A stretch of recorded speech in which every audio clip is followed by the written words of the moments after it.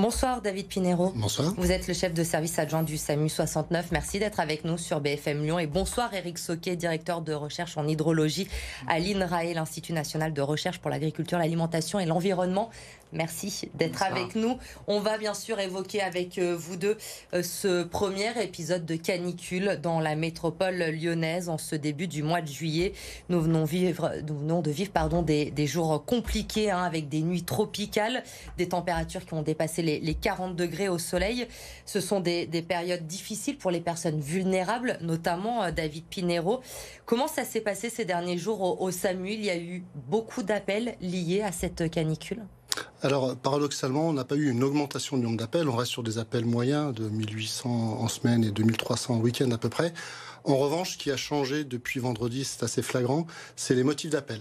Beaucoup plus d'appels en lien avec ces épisodes de chaleur dits caniculaires, de type malaise sur la voie publique, des céphalées, des asthénies intenses, et malheureusement même des cas graves avec des risques vitaux qui ont des pronostics vitaux engagés pour certains d'entre eux. Donc là, ces derniers jours, la proportion d'appels liés à la canicule est plus importante que les autres appels traités? Tout à fait. On a une augmentation de ces appels. Pas totale, au total, pas d'augmentation, mais pour la canicule, oui. Quels sont les risques pendant ces fortes chaleurs, David Pinero, pour les personnes? Alors, les risques sont de différents ordres. On a déjà des personnes fragilisées, comme on le sait, les personnes aux âges extrêmes de la vie, que ce soit les nourrissons ou les personnes âgées, qui eux n'ont pas forcément la sensation de soif, donc bien penser à leur donner à boire. Et puis on doit aussi tous faire de la prévention en s'hydratant également, en buvant de l'eau ou de l'eau pétillante si on transpire beaucoup pour apporter du sel. En revanche, sont concernées aussi les femmes enceintes, les personnes qui ont des pathologies chroniques, puisqu'ils sont plus faibles et les médicaments plus importants. Et là, on assiste à différents symptômes que sont des céphalées, une fatigue importante, des crampes musculaires, jusqu'aux troubles de la vigilance et même de l'hyperthermie. Vous parlez de ces personnes vulnérables. Qu'est-ce qui doit nous alerter, nous, justement, quand on côtoie des enfants, quand on est parent, qu'on a de jeunes enfants, qu'on s'occupe de personnes âgées? Est-ce qu'il y a des signes, peut-être, qui doivent nous alerter? Des signes, c'est effectivement des personnes moins alertes, plus en retrait. Des personnes qui vont, alors pour les enfants, qui vont peut-être moins jouer, qui vont être plus grognons, et puis effectivement assez rapidement une grande fatigue et pourquoi pas même de la température. Est-ce que on peut donner, vous avez parlé de l'hydratation, évidemment c'est le réflexe que tout le monde a de s'hydrater quand il fait très chaud. Est-ce qu'il y a d'autres conseils qu'on peut donner pour éviter de souffrir de ces périodes de canicule? Oui, les conseils habituels, on évite de faire une activité physique aux périodes chaudes, on ne fait pas son jogging ou une autre activité. On essaie de se reposer dans des endroits frais et puis on essaie de se rafraîchir dans des lieux, ceux qui ont la chance d'avoir une piscine ou dans des piscines municipales. Attention aux baignades dites interdites dans les fleuves ou les rivières non surveillées, notamment le Rhône ou la Saône. On n'a pas eu à déplorer de cas de noyade ce week-end, mais on assiste souvent avec ces épisodes de chaleur à des baignades un petit peu non surveillées et malheureusement des noyades. Est-ce que il y a pardon, je me perds, je reprends. Ces épisodes de canicule, on le voit, ils sont de plus en plus fréquents. Chez nous, on en a tous les étés dans le Rhône. Maintenant, il va falloir s'y habituer, malheureusement.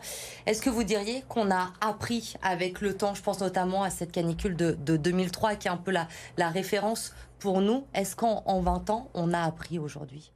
Alors c'est très subjectif, mais j'ai l'impression que oui, on a appris, on fait plus attention aux autres, on fait plus attention aux mesures de protection, on est plus attentif aux autres, effectivement.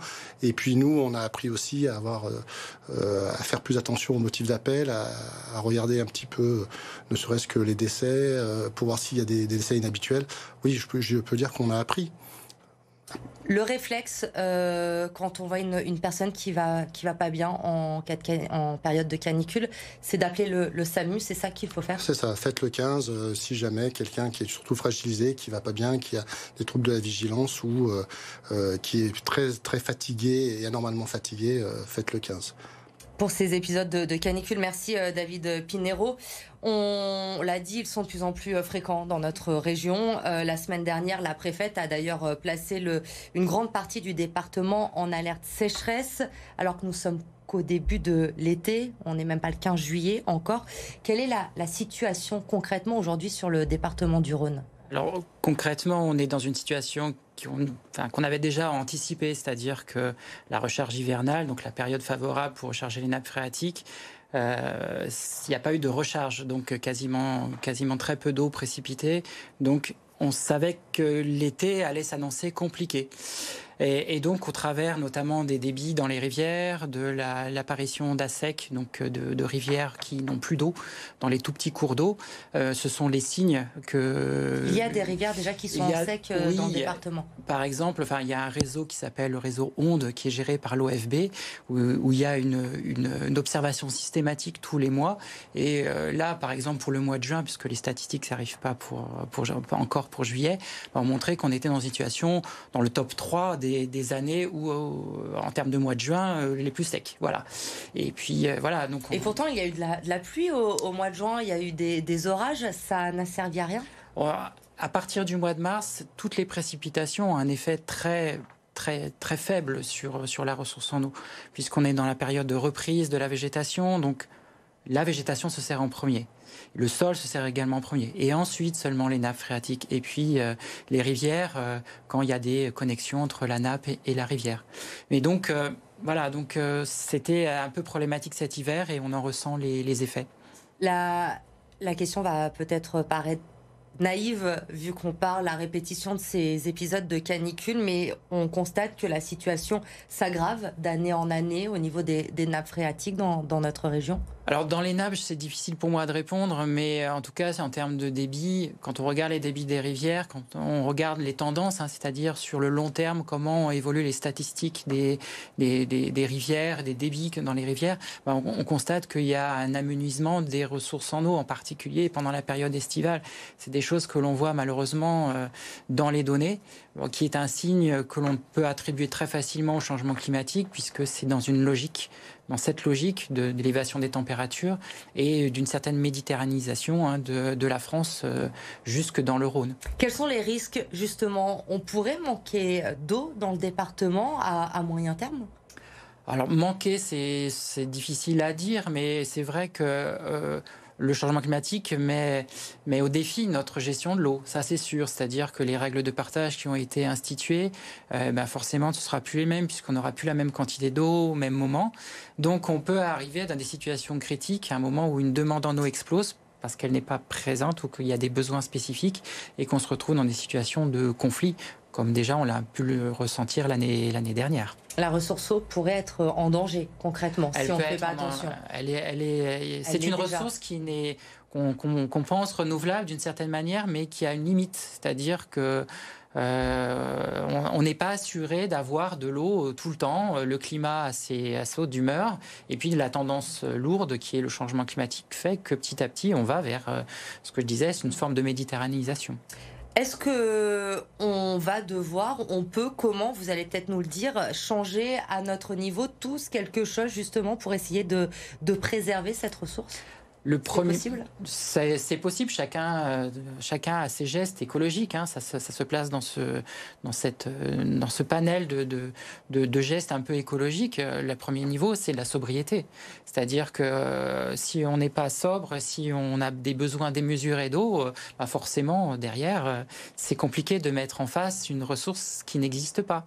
Donc, on est tous engagés dans cette volonté d'être économiser l'eau. C'est un premier niveau. La recycler mieux aussi, peut-être ? Alors, ça peut être la recycler mieux. Après, c'est pas toujours une solution, mais en tout cas, il faut le devenir, en tout cas, la gestion de l'eau face à ces questions du changement climatique. C'est pas une solution, c'est un panel de solutions.